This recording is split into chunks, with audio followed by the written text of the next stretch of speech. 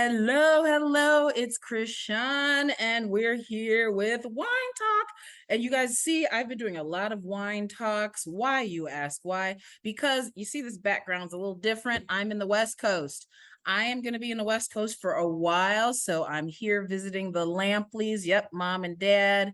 And it's that time to just kind of have this zen and be with the parents. They're in their 80s and it's been absolutely amazing. But you guys know when I say zen, what are you talking about, right? Like I'm still going to be working way too much.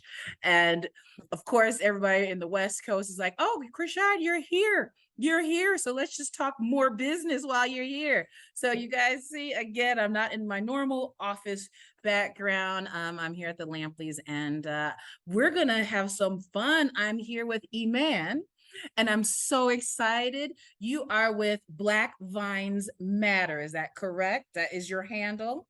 That's one of my handles. Oh, so come on, tell him. Okay, so my main handle is at Iman Sakeena, where I just kind of talk about wine educationally and mainly just focus on champagne. And then I have Black Vines Matter, where I like to elevate people in the wine industry of color. So those are Love it. Perfect. So you guys know, I always tell you, I have a great fan base. Love Corkscrew always has fans that follow everyone that's on this channel. So for everyone watching Wine Talks right now, please follow her. And of course, we'll have the channels at the bottom. You will see it. And we want to support because we want to support especially women in BIPOC in this industry. So we're going to keep with the same format. Wine Talks, where we uncork the wine to tell the truth. I never know what bottle you have received. My staff sends it, so I don't know. Keeps it organic. I'm pleasantly surprised. I have 8 varietals plus. So it's always awesome to see who gets it. And also, I never want to curve my idea of what I think certain people may want to have. And I tend to do that sometimes. So I said, you know what? Surprise me. So you're going to uncork the wine. You're going to tell the truth. And we're just going to have a nice, fun talk. That's it. We'll see what happens. All right. Let's see what you get. Okay. Well, I kind of opened it already. That's fine. I think just about all my guests do that. So I have the sweet Riesling. Yes. I haven't had head over heels on Wine Talk in a while. And that is my first. That's my baby. So talk away. You're going to tell the truth and we're going to have a conversation. So it's very fragrant for one. It smells great. Thank you.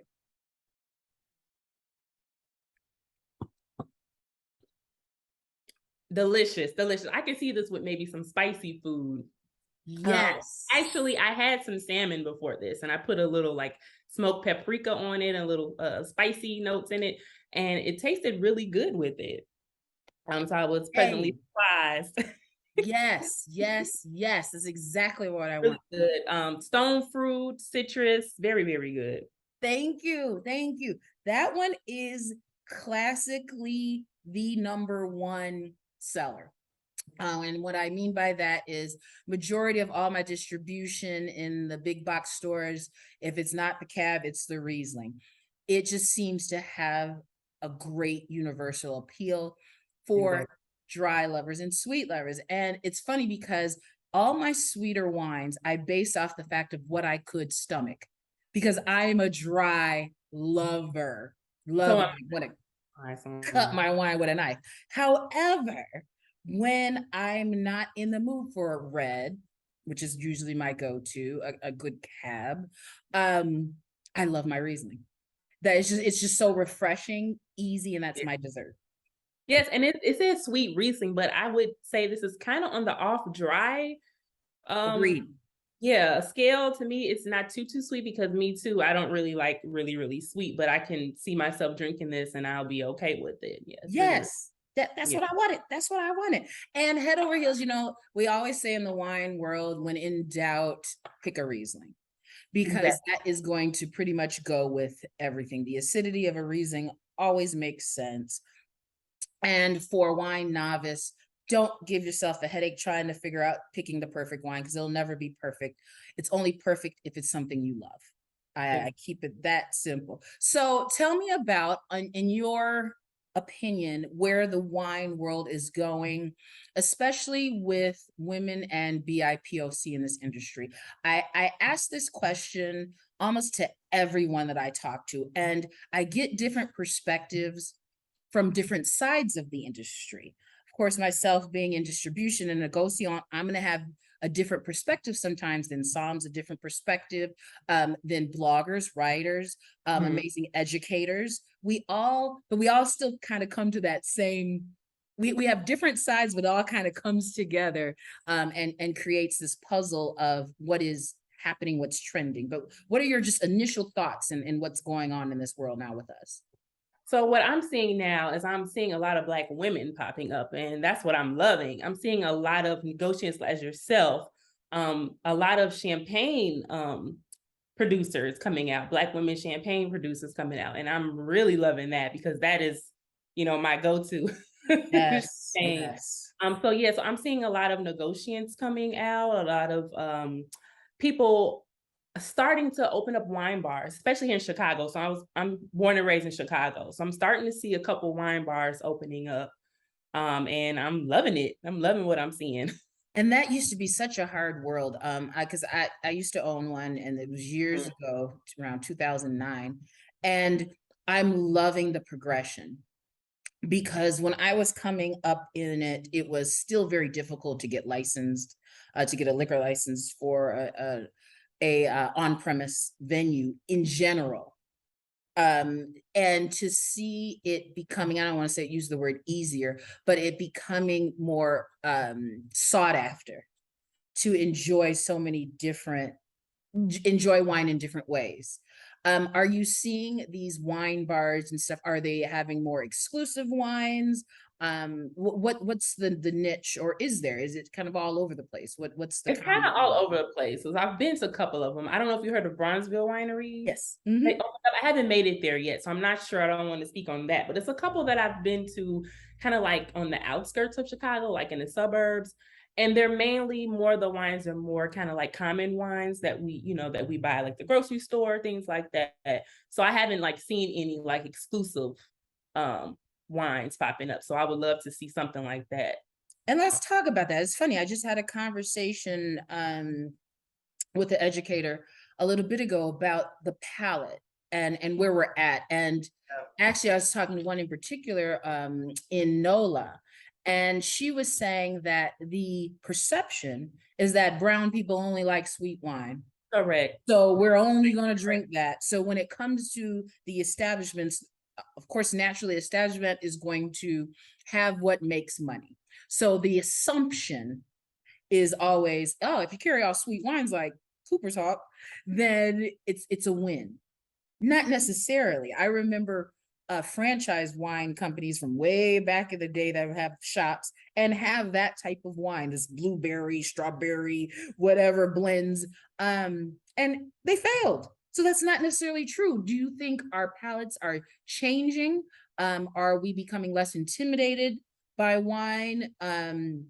Or is it simply that at these grocery stores it's just easy for this wine shop to have these particular wines that are available, so they're not seeking because they don't have any knowledge? Do they not care? That's what I think. I think it's lack of exposure, lack of trying things. So they're seeing the same sweet wines, they're trying those, and if you keep trying something, then you tend to like that. And so if you see the same thing over and over again, that's all you see. And just like you said, not all wines are available. And then people are just like, when they go to the store, they go gravitate toward what they see a lot instead of trying something new. So I mean, that's a big discussion. Maybe just like, how are we gonna get to people to try something else? Maybe it would be more education in the wine bars, talking about the different levels of sweetness, a little bit more like that. So people can at least try and say, oh, well, I don't like this because this is dry, but maybe if I try this particular rosé because this is more fruit forward, but it's not necessarily higher in sugar, that it's going to be comparable for my palate. And so I think that's what it is. It's education lack of exposure and education. And that's what we need to do as somms or people that are educated in wine. We need to do a little better, get out there and do more education. And then people need to Yes. try it too. People actually Yes. need to try, be willing to try too. That I literally just had a conversation with Nicole at Vit Noir, and we talked about that, of more fruit forward wines Yes. attracting the sweet lover and not having as much residual sugar. So they were pleasantly, surprised on how much they enjoyed it. And it's just that education piece. Now, I belong to several groups on social media platforms, and there's a lot of controversial statements that are made. And I guys, I said this on few of the other wine talks, that I stay out of that. I don't do Facebook, whatever you call it, beef, going back and forth. I don't have time. I have better things to do with my life than go back and forth with someone on Facebook. But one that stuck out to me, that bugged me, I talked about one, I'm gonna talk about the other. One that stuck out to me was the lack of knowledge of the wine world in what we all possess and do, and not having an understanding of our lane. I'll give you a topic, but we're going to talk about the second topic. The first topic that was brought up was, there's so many Black-owned wine brands out there, but they're not really owned by Black people. They're not really Black winemakers. They're not really Black wine companies. And if you look up their colas, they're really not owned by these Black brands that claim to know something about wine. They really know nothing about wine. So I dissected that with a few of my other wine talks. And we really went through that being a not fair statement, because there are many lanes within this field. And a lot of people don't know that there are differences. But the one that I do want to discuss is, one of the other comments made was about Black-owned restaurants and their wine list, and their lack of a diverse possible wine list, of a good wine list, of a wine list that all the wines are not just available next door at the grocery store. Again, I guess I'm going to ask that. Now, when we're talking about restaurants, we're talking about more of an experience than a wine bar, per se. So again, is it wrong? I'm coming from a sales marketing background, so I'm going to play devil's advocate. What's wrong with that?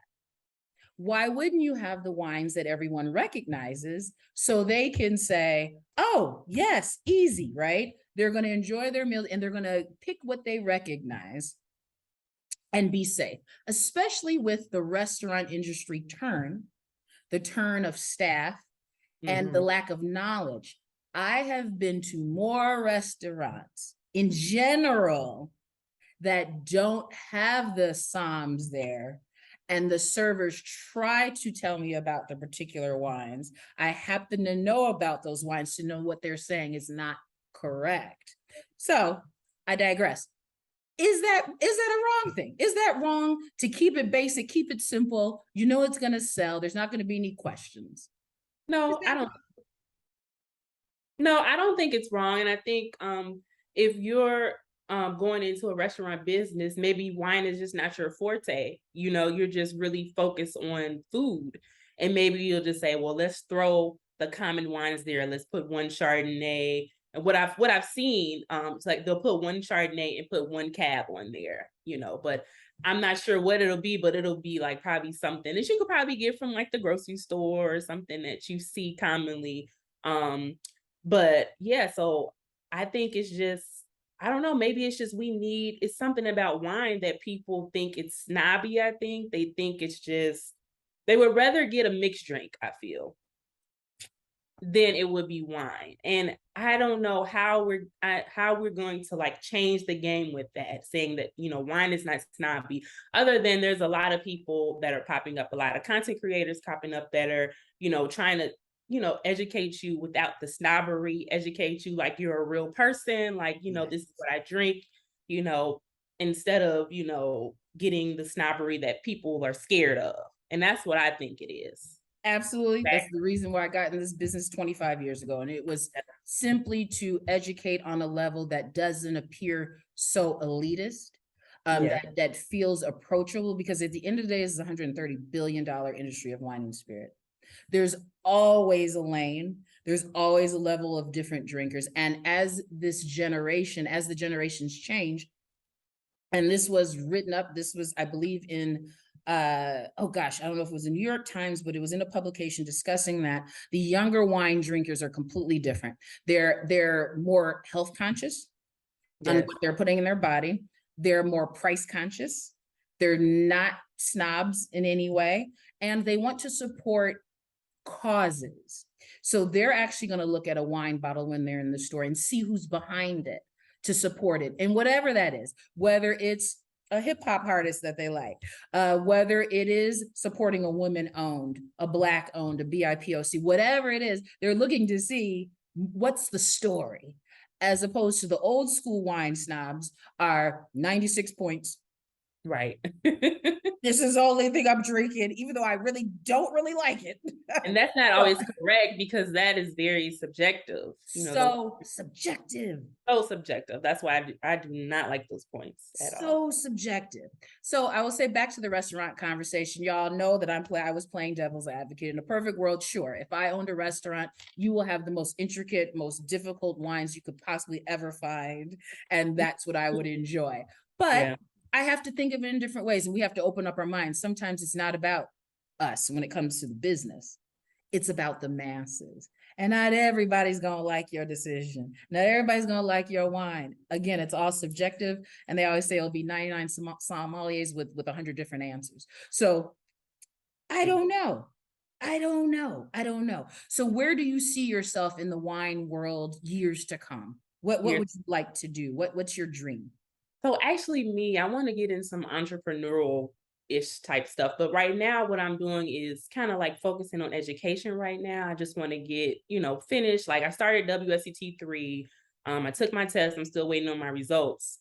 I also, over the summer, with the Wine Scholar Guild, I went to Champagne on their immersive trip, and I'm working on that certification. So I just really feel like education is like the key to everything. So I'm trying to do that first before I start going into it. But I would love to open up a wine bar. I know that it is hard. I know, but I feel like I need to talk to more people in that industry just to get a little bit more into it.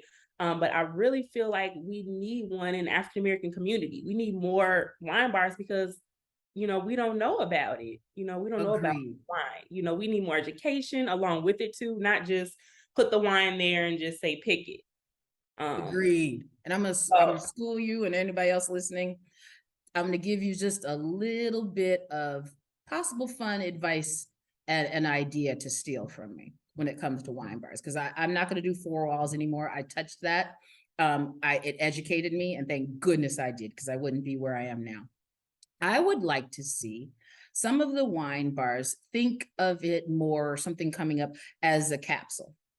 Mm-hmm. So for us that know about the fashion industry and the capsules that are happening, whether it be, what was the collaboration between North Face and Gucci, was the collaboration between Telfar and Converse.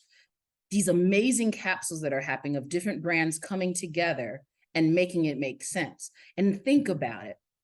You have a brand that is needed and consistent to the masses. And then you have another brand that is more elitist and very difficult to grasp. And they're both coming together and making sense in this weird, awesome, sexy way. What if, just what if, because I know how it works in four walls as far as being very difficult to produce money, very difficult to make money when it comes to wine bars, right? To actually be profitable. Why not collab? I don't know what it looks like. I don't know if it's something outside of the wine industry that makes sense with the wine industry, whether it be in clothing, whether it be in something else, but make it make sense to attract the masses mixed with the elitist, and it coming together and making sense. So just a little bit of, Yeah, I see what you're saying. Yeah. a little bit of something that popped in my mind, because it's very difficult, and I Yeah. don't like seeing so many businesses go out of business. Even these large corporations are shutting down facilities, and it's been unreal in my side of the industry and distribution, seeing all these stores that I'm thinking I'm getting kicked out of. No, they're closing down. They're closing down. We're just in a different world now. What's your favorite wine?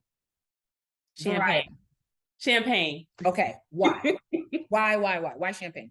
I love the bubbles. I just love the way it makes me feel. I love that they have different sugar levels, but I like more the Brut Nature. And I'm like a health kick person. I'm always, working out and trying to watch what I eat and stuff. And for me, I feel like champagne, because of the sugar levels, it kind of, helps balance my weight. So champagne is, my go-to. And tell people the difference between champagne and sparkling. So the difference is champagne is only made from the Champagne region of France. Sparkling wine can be from anywhere. You can have a sparkling wine from Spain, which could be a cava. You can have a sparkling wine from Italy, which can be Franciacorta, or it can be Prosecco. I mean, the sparkling wines, the name is connected to the region. Thank you. Are y'all listening out there? So when you guys keep asking me to make a champagne, Chrishon Lampley is not going to Champagne to make some champagne right now. I got enough. Yeah, you can make a sparkling. So I can see this being a nice sparkling Riesling, a sect. You can do a sect. Okay. I'm gonna listen to that. Sparkling Riesling would be good. I will listen to that. Everybody wants me to do something. I've done a demi-sec and I've done a Prosecco. So maybe, just maybe, you got there. Yeah, okay. So if you see something happening, we're head over heels. Okay. You never know. Okay. I listen. I always listen. And so I have to tell you a surprise before we conclude this. Okay. So you guys, some of you guys know, I think I've mentioned in a few, not these episodes, but maybe on a few other platforms, that Love Corkscrew is going to be refreshing the brand. We have some amazing just visuals that are going to be refreshing and fun.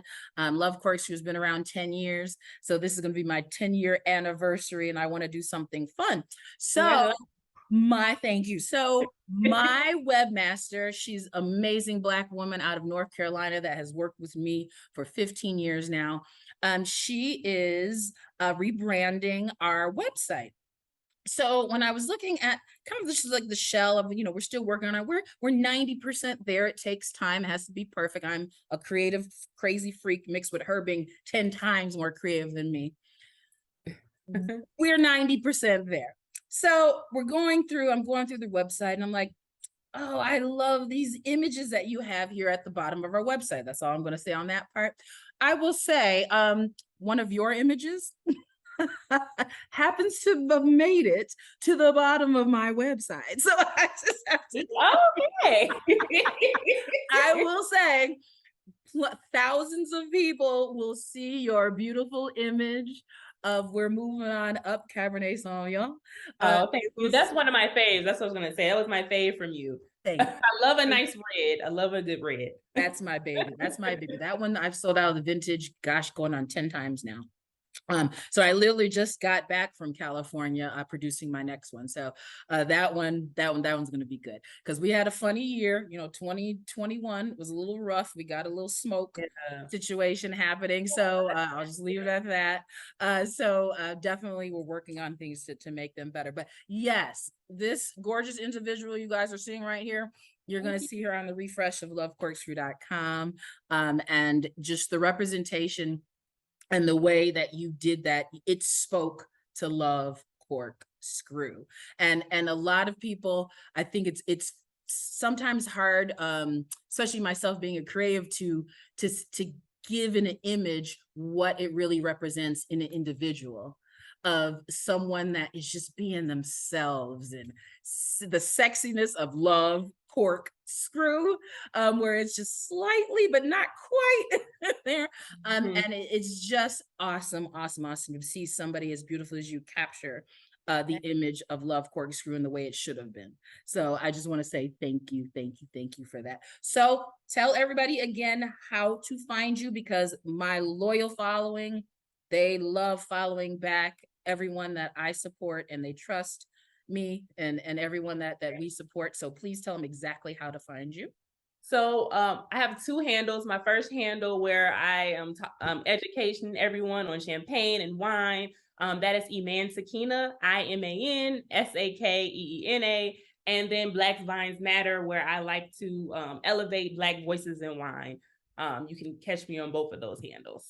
Y'all, y'all listen. Y'all listen to me. My old ass, you listen. So I want you to follow her as soon as you watch this episode. You're going to see them at the bottom of the screen. Follow her. She is amazing. And come on, she's from Chicago. Come on. Yes. So you got to follow her. And that I'm going to end by saying there is no way that we should not have met each other in person and had a glass of wine at this point. I know. Exactly. That's got to happen. So we're going to figure that out. And when I say that, I'm not one to just say something. So that means we are going to meet up this year for sure in the next I would love that. I would love to. Let's have just a nice glass of wine in a cool, different place. And I think I know where. I think I know where. Someplace that hardly anybody knows about that I might put you on. I don't know. You're cool. Okay. We'll see. I love that. We're gonna do it. You guys, of course, I'll take a picture with her there, and we'll enjoy something special. And thank you for being on this episode. Okay, no y'all, I'm probably gonna do another couple from the West Coast. Yeah, I'm a little casual, but deal with it. Just know I'm taking care of the fam, and I love you guys. You guys know I clean up well, so don't worry about it. All right, love you guys, and bye. Yeah. Oh gosh, I really messed it up now.